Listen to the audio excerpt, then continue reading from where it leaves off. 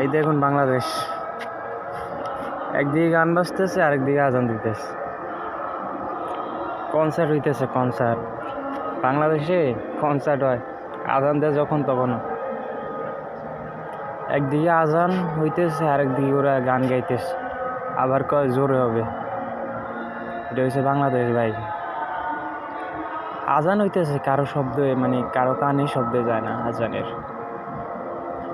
তারা গান নিয়ে কত মেতে আছে। হায় রে, যখন একদিন কবরে যাইব তখন বুঝবো। হায় রে, এই হয়েছে আমাদের বাংলাদেশের মহানবী সাল্লাল্লাহু সাল্লামের আদেশে নাকি বাংলাদেশের রাজনীতি চলবে।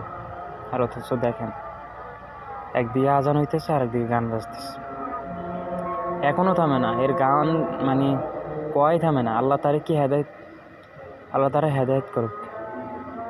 মানে এত খারাপ কি তোমার, গান বাজাইতেছে এখনো।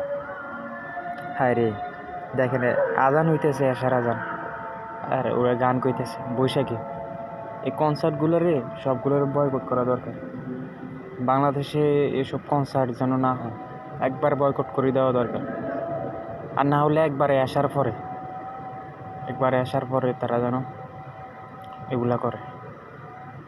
কি কুমার মানে বাদ্যযন্ত্র এমনভাবে করছে, মানে ছোট ছোট মানুষ আস্তে আস্তে কম করে মনে করে দে এগুলো হালাল।